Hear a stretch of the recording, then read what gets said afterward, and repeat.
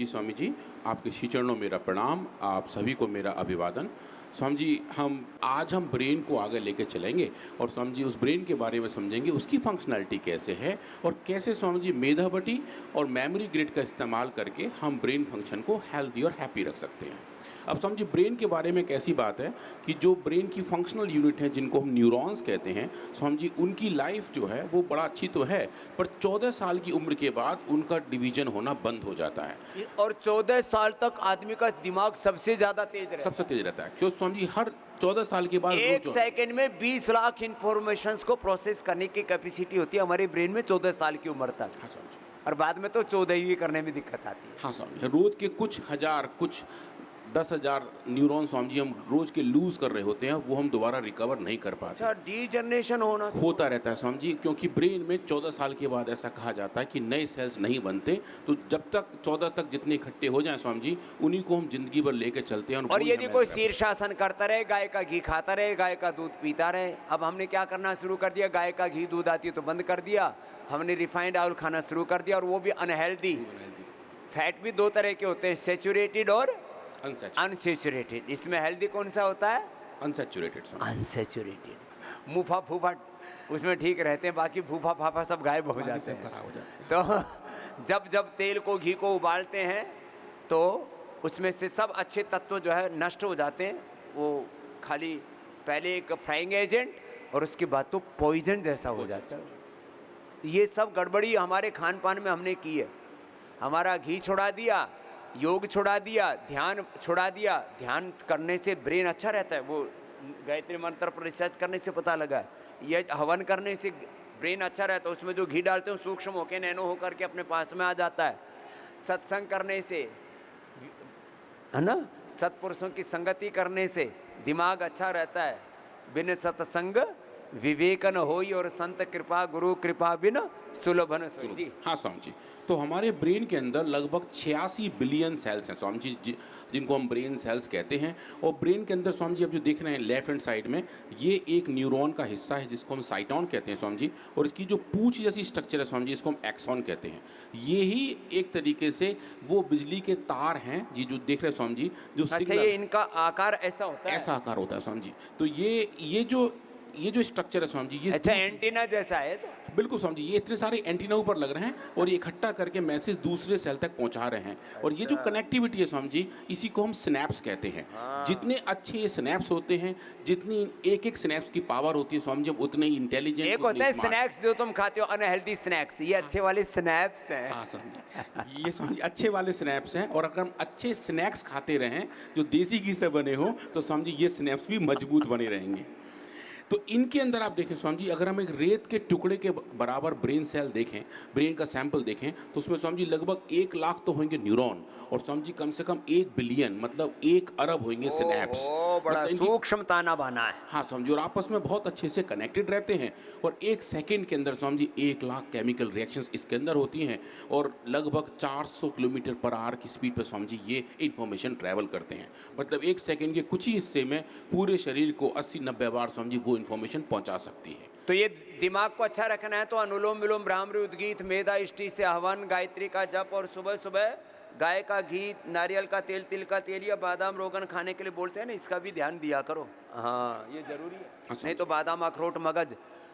मैंने एक से पूछा है मगज इनको क्यों कहते हैं? पुराने वैद्य जी थे, बोले इससे मगज ठीक रहता है इसीलिए मगज कहते हैं। हाँ स्वामी जी, ये उसका ही मगज है जो हमारे मगज को ठीक रखता है। तो स्वामी जी हम ब्रेन स्ट्रक्चर को देखें तो हमें ऐसा दिखाई देता है। अगर हम इसको अलग अलग तरीके से देखने का प्रयास करें, फंक्शनैलिटी के हिसाब से दिखाई दें, तो स्वामी जी ये ब्रेन का जो आगे वाला हिस्सा है जहाँ मेरा कर्सर है, इसको हम टेम्पोरल लोब कहते हैं स्वामी जी। ये जो है इसके आगे है फ्रंटल लोब। तो स्वामी जी ये जो टेम्पोरल लोब है ये तय करता है कि हमारे जो मेमोरी है वो कैसी बनी रहेगी। इसके अंदर स्वामी जी हम और विस्तार में जाके देखें तो एक काजू जैसी स्ट्रक्चर होती है जिसे हम हिप्पोकैम्पस कहते हैं। अब वो हिप्पोकैम्पस स्वामी जी ऐसा हिस्सा है जो एक तरीके से हमारे ब्रेन का मेमोरी सेंटर है। हमारी याददाश्त, हमारा सीखना, हमारा ना सीखना और सीखे हुए को भूलना, वो सब कुछ स्वामी जी वहीं होता है। तो अगर हम इसी के बारे में देखें तो स्वामी जी अल्जाइमर डिजीज़ इसी हिस्से के डीजनरेशन की वजह से होती है, जो एक भूलने की बीमारी है। लोग भूल जाते हैं कि वो क्या कर रहे हैं, कैसे हैं, कहाँ पे हैं, किस जगह बैठे हैं, समय काल सब उन्हें स्वामी जी याद नहीं रहता, तो वो अल्जाइमर डिजीज़ हो जाती है। इसको स्वामी जी आसान भाषा में डिमेंशिया कहते हैं। अल्जाइमर स्वामी जी एक वैज्ञानिक थे जिन्होंने इसके बारे में सबसे ज़्यादा रिसर्च की थी, तो उन्हीं के नाम पर स्वामी जी ये बीमारी रखी गई थी। तो भूलने की बीमारी, फिर दिमाग सिकुड़ता भी तो है। हाँ स्वामी जी, वो बहुत ही स्वामी जी आप देख रहे हैं स्क्रीन पर, ये है वो श्रिंकिंग। ये नॉर्मल हेल्दी ब्रेन है लेफ्ट हैंड साइड में, ये रियल इमेज है स्वामी जी ह्यूमन ब्रेन की, और ये ऐसे लोगों का ब्रेन है जिनका अल्जाइमर एडवांस स्टेज में था। तो इस काली लाइन के इधर नॉर्मल वाले इंसान हैं Swami ji, right hand side वाले वो हैं जिनको अल्जाइमर हुआ है। तो ब्रेन का जो साइज स्वामी जी वो श्रिंक हो जाता है, इसके अंदर जो स्ट्रक्चर है स्वामी जी वो भी सूख जाते हैं और अलग अलग टाइप की कैविटीज़ पैदा हो जाती हैं स्वामी जी, और जो स्टेनिंग देखें वो भी अलग तरीके से दिखाई देती है। भारत में देखें स्वामी जी, ऐसे लोग जिनकी उम्र 60 साल से ज़्यादा है उनमें लगभग 7 से 7.5% तक लोगों में डिमेंशिया है। और अगर आप देखें स्वामी जी, ये लगभग बहुत ज़्यादा बढ़ रहा है अभी। बहुत ज़्यादा बढ़ रहा है स्वामी जी, क्योंकि इसके बारे में लोग बात बहुत कम करते हैं। थोड़ा इसमें स्वामी जी सोशल टैबू भी होता है कि कोई इस बारे में बात नहीं करना चाहता। लोग सोचते हैं कि दिमाग की कोई बीमारी है तो वो सीधी सीधी पागलपन है। तो स्वामी जी इसीलिए मानसिक रोगों के बारे में जागरूकता थोड़ी कोई भी हमारे अपने काम आप को पागल नहीं कहलाना चाहता। कोई नहीं कहना चाहता स्वामी जी। तो जबकि ये एक ऐसी सिचुएशन है, खांसी, जुकाम, बुखार, दर्द की तरह ये भी एक ऐसे ही हमारे शरीर के उपद्रव हैं, और जैसे इसको हम ठीक कर सकते ठीक हैं। कर सकते हैं स्वामी जी। ये हमारे पास पूरे इसके एलोपैथी में हो या ना हो, आयुर्वेद में पूरे इसके पास साधन है। और स्वामी बहुत अच्छे वाले साधन हैं। आज हम वही देखेंगे कि मेधा भट्टी के इस्तेमाल से उन प्रोसेस को स्वामी जी हम कैसे रेगुलेट कर सकते हैं। और जहाँ तक बात डीजनरेशन की है, ब्रेन के सेल्स अगर डीजनरेट होते दिखाई दे रहे हैं तो क्या स्वामी जी हम उनको रीजनरेट कर सकते हैं? ये एक बड़ा वाला प्रश्न है स्वामी जी, जिसको हमने एड्रेस करने का प्रयास किया और देखा मेधा भट्टी के इस्तेमाल से अगर हम ब्रेन सेल्स पे काम करें और उनको एक केमिकल इंडक्शन के थ्रू डीजनरेट करें तो स्वामी जी हम ये भी देख पाते हैं कि मेधा भट्टी उन डीजनरेट हुए सेल्स को रीजनरेट कर पाती है। तो स्वामी जी अल्जाइमर की अगर हम बात करें, जो उनके सिम्टम्स हैं वो ये हैं स्वामी जी कि एक तो समय काल का ध्यान नहीं रहता, लोग भूल जाते हैं, छोटी छोटी प्रॉब्लम सॉल्व करने में दिक्कत आती है, एक और एक 2 जोड़ के 3 बनाने में उनको और स्वामी जी दिक्कत आती है, अपनी चीज़ें रख के भूल जाते हैं। जैसे स्वामी जी आँखों के ऊपर चश्मा लगा होता है और पूरे घर में ढूंढ रहे होते हैं वो चश्मा कहाँ रख दिया मेरा। तो स्वामी जी ऐसा एक कॉमन और सिम्टम है। वो दादी के जो है अंटी में चाबी होती है और पूरे घर में ढूंढ रही होती है। हाँ साहब जी, हाँ। वही तो वो समझी अल्जाइमर की ऑनसेट मानी जाती है। और कुछ नए नए इमोशंस आने लगते हैं स्वामी, जिनको अनफाउंड इमोशन कहते हैं, कि 60 साल तक कोई उन्हें ऐसी अनुभूति या वेदनाएं या भावनाएं नहीं आई होती हैं और समझिए उसके बाद उन्हें अचानक आने लगता है। और जजमेंट बहुत पुअर हो जाते हैं कि अचानक जैसे ड्राइव कर रहे हैं तो गाड़ी पार करें या फिर रुक जाएं, रेड लाइट पर रुकें, उसमें स्वामी जी ऊहापोह की हालत ज़्यादा रहती है और शब्दों के साथ डिफ़िकल्टी बढ़ जाती है, शब्दों का सही चुनाव नहीं कर पाते और अपनी इमेज देखने में स्वामी जी दिक्कत आनी शुरू हो जाती है। ये अल्जाइमर के कॉमन सिम्टम माने जाते हैं स्वामी जी। और ये जो सिम्टम्स हैं स्वामी जी, इनको अच्छे तरीके से हम कैसे रेगुलेट करें, हम उसके बारे में आज बात करेंगे। मेधा क्वाथ, मेधा भट्टी और मेमोरी ग्रिड, जो हमारे 3 बहुत अच्छे कंपोनेंट्स हैं जो ब्रेन फंक्शन को हेल्दी और हैप्पी रखते हैं, उनके बारे में स्वामी जी देखेंगे। तो मेधा भट्टी के बारे में देखें स्वामी जी, ये इसका डिटेल केमिस्ट्री है। अभी आपने जैसे बताया कि नेचर सबसे अच्छे केमिस्ट हैं, इतने अच्छे क्वालिटी के कंपाउंड इतनी सूक्ष्म मात्रा में स्वामी जी अगर कोई केमिस्ट्री लैब बैठ के बनाए आज के टाइम पे तो स्वामी जी कम से कम 1 दशक लगेगा इतने सारे कंपाउंड बनाने में, वो भी इतनी प्योरिटी के साथ, इतनी सूक्ष्म मात्रा में। पर स्वामी जी अब ये देखें, nature day in day out बिल्कुल एक ही अच्छे प्रोटोकॉल का फॉलो करते हुए, बढ़िया नेचुरल SOP का इस्तेमाल करते हुए हर एक औषधि में सही मात्रा में ये कंपाउंड्स पैक करते हैं। और सारी मेध्य औषधियाँ इसके अंदर है। मेध्य औषधियाँ उनको कहा जाता है तो ब्रेन के न्यूरॉन्स को और उनकी कार्य प्रणाली को सुचारू रूप से संचालित करने में सहयोग करते हैं। तो इसमें ब्राह्मी है, शंखपुष्पी है, उस्सखदूस है, गाजवान है, और इसके अंदर ज्योतिषमती है, मीठी बचा है। बहुत ज़बरदस्त इसका जो फार्मूलेशन है वो अप्रतिम है। अप्रतिम स्वामी जी, 35 साल पुराना ये फॉर्मुलेशन और इसकी जो कैपेबिलिटी है स्वामी जी बहुत ही अद्भुत हैं।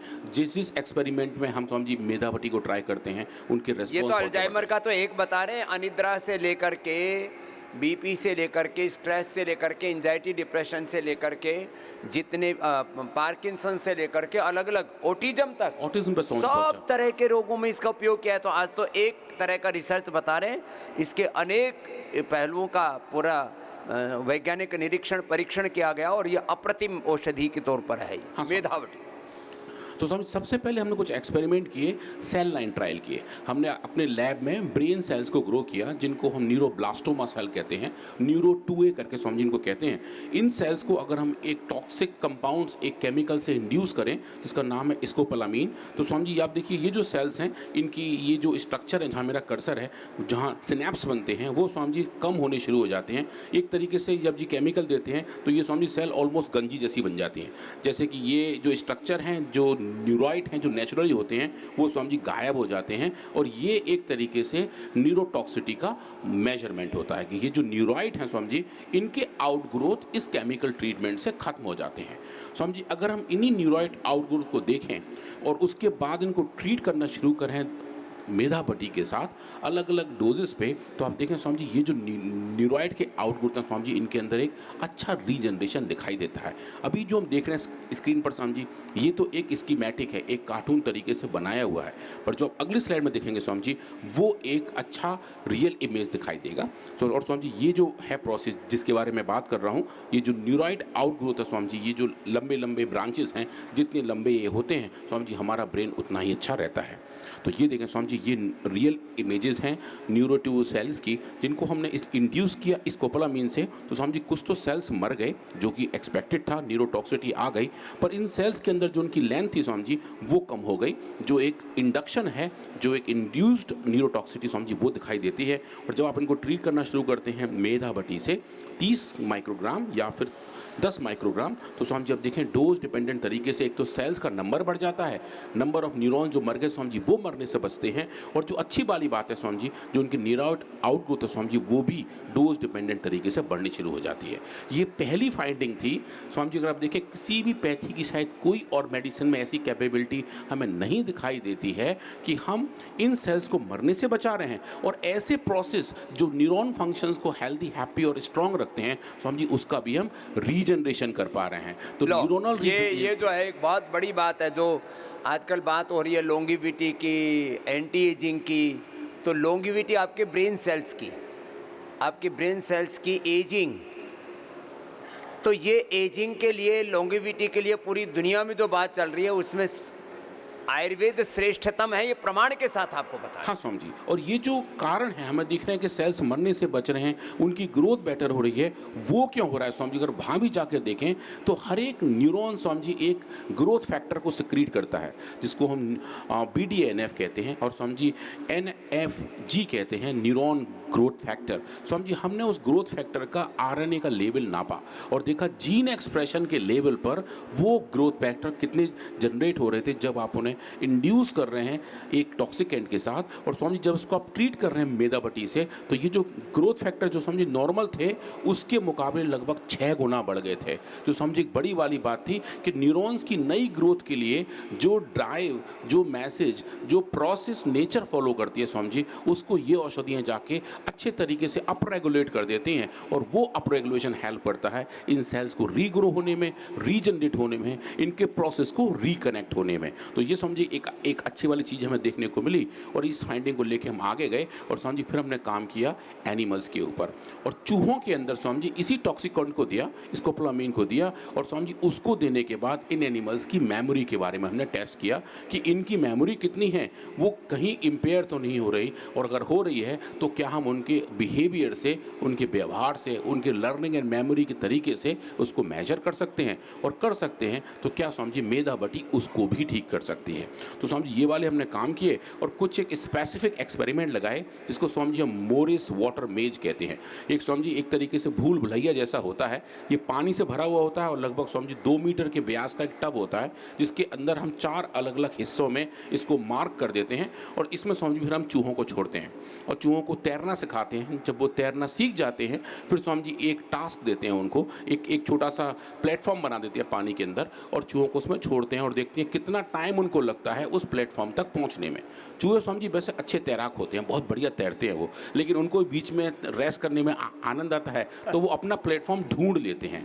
अब स्वामी जी एक्सपेरिमेंट ये होता है कि जब ये इतना सब कुछ सीख जाएं, इनको तैरना आ जाए, प्लेटफॉर्म ढूंढना आ जाए, एक तरीके से लर्निंग हो जाए, तब स्वामी जी अगर हम इनको ये न्यूरोटॉक्सिकेंट दें तो इनकी लर्निंग और मेमोरी कम हो जाती है। फिर स्वामी जी इनको वो प्लेटफॉर्म ढूंढने में ज़्यादा वक्त लगता है और उस कंडीशन में अगर हम इनको मेधावटी देते हैं तो क्या स्वामी जी उसको हम वापस कर पाएँ, ये एक बड़ा एक्सपेरिमेंट होता है। तो स्वामी जी हमने यही किया और ये देखने का प्रयास किया कि किस तरीके से ये एनिमल इस बिहेवियर में चेंज होते हैं। तो स्वामी जी कुछ वीडियोज़ हैं जो हमें ये दिखा रहे हैं कि कैसे स्वामी जी ये काम होता है। तो ये जो आप देख रहे हैं Swami ji left hand side पे, ये वो एक ऐसी सिचुएशन है कि किस तरीके से ये चूहे चल रहे हैं। इसमें स्वामी जी हम थोड़ा दूध का पाउडर डाल देते हैं, पतंजलि मिल्क पाउडर डाल देते हैं ताकि ये पानी ट्रांसपेरेंट ना रहे और चूहों को अपनी मेमोरी के हिसाब से वो टास्क ढूंढना पड़े। तो स्वामी जी ये देखिए, ये नॉर्मल चूहा है जो आप एक डॉट देख रहे हैं स्वामी जी, ये स्कीमेटिक है क्योंकि चूहों की फ़ोटो हम ऐसा नहीं दिखा सकते, पर ये नॉर्मल कंडीशन है स्वामी जी। ये डिजीज़ कंडीशन है जहाँ एनिमल्स के अंदर हमने बीमारी इंड्यूस की हुई है और स्वामी जी ये वो कंडीशन है जहाँ हमने मेधावटी दिया हुआ है। तो ये देखें स्वामी जी, नॉर्मल कंडीशन में लगभग 25 सेकंड के अंदर चूहा अपना टास्क ढूंढ लेता है।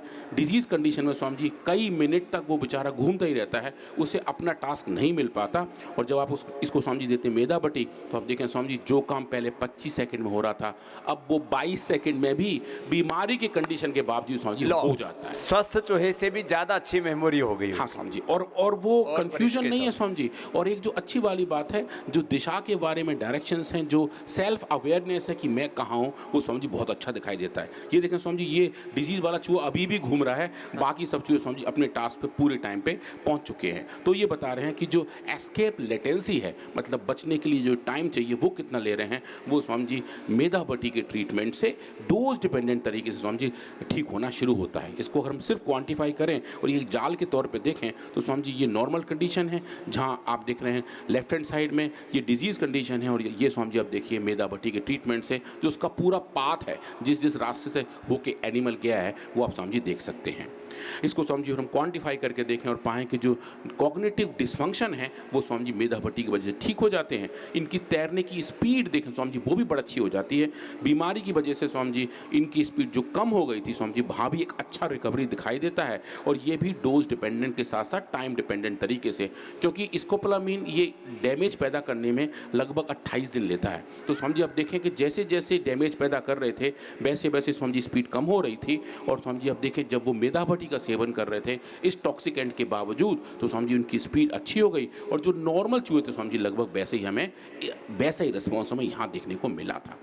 अब उसके बाद स्वामी जी हमने एक और एक्सपेरिमेंट किया, उसमें हमने इन एनिमल्स को एक क्रॉस मेज पे रखा, मतलब कि एक क्रॉस बनाया स्वामी जी, उसके 2 हिस्से हमने रखे थे खोले हुए और 2 हिस्से स्वामी जी हमने कवर रखे थे। तो चूहों की स्वामी जी नॉर्मल आदत होती है, उन्हें छुपने में मज़ा आता है, वो छुपम छुपाई के बढ़िया खिलाड़ी होते हैं। उन्हें स्वामी जी अब खुले में छोड़ें तो वो ऐसी जगह देखते हैं जहाँ कहीं ओट हो। तो स्वामी जी ये जो राइट हैंड साइड के जो बार हैं स्वामी जी, इनको हम क्लोज आर्म कहते हैं। तो एनिमल्स को अपन छोड़ें वो फटाक से जाके उधर जाके बैठ जाते हैं और फिर हम स्वामी जी वहाँ थोड़ा सा रखते हैं रिवॉर्ड उनके लिए, मतलब खाना रखते हैं, तो वो जाके छुप जाते हैं और आराम से अपना खाना खा लेते हैं। अगर इसी सिचुएशन में एनिमल्स की अगर हम कोई न्यूरोटॉक्सिटी इंड्यूस करें तो एनिमल्स का जो नॉर्मल बिहेवियर है वो खत्म हो जाता है। फिर वो क्लोज आर्म में नहीं जाते, वो बेचार लाचार से जो जगह मिलती है वहीं पड़े रहते हैं और उन्हें अपना फेवरेट प्लेस ढूंढने में दिक्कत आती है। तो समझिए यही काम हमने इस वाले एक्सपेरिमेंट में किए और ये नॉर्मल चूहे हैं उनको और जो डिजीज चूहे समझिए उनको आप देखिए उनका टाइम कितना लगा, उन्होंने कितनी देर में कहाँ पहुँचे और मेधावटी की ट्रीटमेंट समझिए क्या है। लेफ्ट हैंड साइड में ये नॉर्मल है, ये जो आप डॉट देख रहे हैं ये ऑरेंज कलर का, ये उसका एक मार्क है, ये स्वामी जी बीमारी वाली कंडीशन है। राइट हैंड साइड इसकी स्वामी जी ये क्लोज आर्म में, ये ओपन आर्म में। अब देखिए चूहा यहाँ जाके ओपन आर्म में ही रुक गया है क्योंकि यहाँ बीमारी है और यहाँ देखें स्वामी जी लेफ्ट में जाके तुरंत ही क्लोज आर्म में चला जाता है। पर आप देखिए ये जो इनडिसीजन वाली बात है, अनिश्चय वाली बात है स्वामी जी, इसके अंदर भी एक अच्छी रिकवरी हमें मेधावटी के ट्रीटमेंट से मिल रही है। एनिमल एनिमल्स तुरंत अपने उसी बिहेवियर में जा रहे हैं जहाँ स्वामी जी इनको नेचुरली होना चाहिए था। इसको आप क्वांटिफाई करके अगर देखें ये जो पाथ है जो एक एनिमल ले रहे हैं वो हम बता रहे हैं कि कितना टाइम ज़्यादा लग रहा है डिजीज़ कंडीशन में और कितना टाइम कम लग रहा है स्वामी जी मेधावटी के ट्रीटमेंट से।